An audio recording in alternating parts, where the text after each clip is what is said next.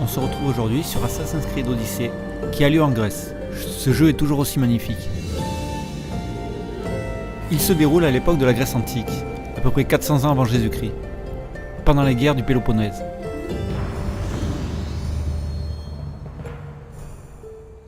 Comme pour les autres Assassin's Creed, on pourrait s'amuser à mesurer la gravité, mais ça on l'a déjà fait, on trouverait le même résultat.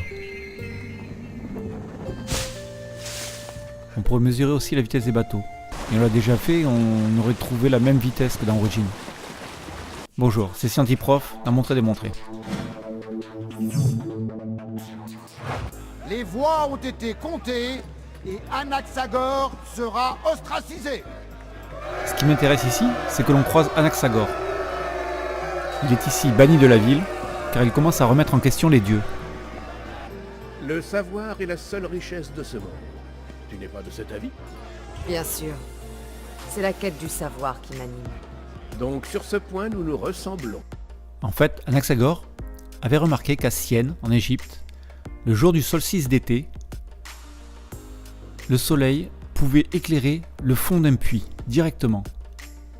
Ça voulait dire qu'il était bien à la verticale du puits. La vie me sera plus difficile maintenant qu'Anaxagore doit quitter Athènes. Alors qu'à Alexandrie, le même jour et la même heure, l'ombre n'arrivait pas au fond du puits, mais seulement à 16 mètres en biais le long de la paroi. Il décida alors de mesurer la distance qu'il y avait entre Syène et Alexandrie. Il le fit avec un chameau et un temps de voyage. Qui est le plus responsable? Anaxagore pour s'être mis en mauvaise posture, ou toi pour avoir scellé son sort? Alors, si je schématise ici les deux puits, celui de Syène et celui d'Alexandrie, je peux modéliser l'observation d'Anaxagore. La distance qu'a mesuré Anaxagore entre les deux puits est d'environ 800 km, ce qui ne doit pas être loin de la réalité, parce que la distance entre les villes, ici est mesurée à 858 km. Je reporte alors les mesures de l'observation d'Anaxagore sur mon dessin, où il voit l'ombre arriver à 16 mètres de profondeur dans un puits de 2 mètres. Je ne suis pas responsable de ces actes. J'ai déjà assez à faire avec les miens. Alors réfléchis à ce que tu as fait à propos d'Anaxagore et de tes choix. Alors on va réfléchir un peu en faisant un calcul de Thalès. Thalès, Anaxagore connaissait. Il a vécu à peu près 200 ans avant. On fait le rapport de longueur et on trouve une hauteur du soleil à 6400 km.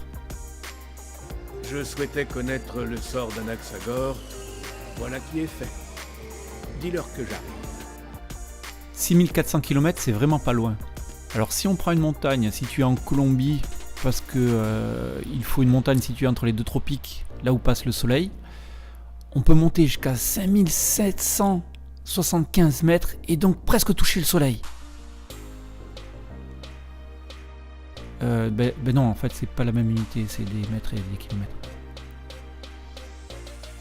Par contre, si on suit le lancement d'une fusée, et lorsqu'on la voit dépasser 6 km,4 km, on voit que la lumière change de côté. Ben non, en fait, on voit pas ça non plus. Son calcul lui a permis aussi de montrer que le soleil faisait 57 km. Mais quand on connaît la véritable taille du soleil, on se dit qu'il a fait une erreur. Alors, où est son erreur? C'est dans son hypothèse de base. Il a considéré que la Terre était plate. Donc les platistes ont raison en ayant 2500 ans de connaissances en retard. Ils croient peut-être encore aux sirènes et aux minotaures. Eh bien voilà qui met fin à notre conversation. Mais j'ose espérer que nous en aurons d'autres. Va savoir. Les mesures ont été reprises par Ératosthène à peu près 200 ans plus tard, où il trouve la vraie valeur de la rotondité de la Terre. Voilà, c'était Scientiprof dans Montrer Démontrer. Au revoir.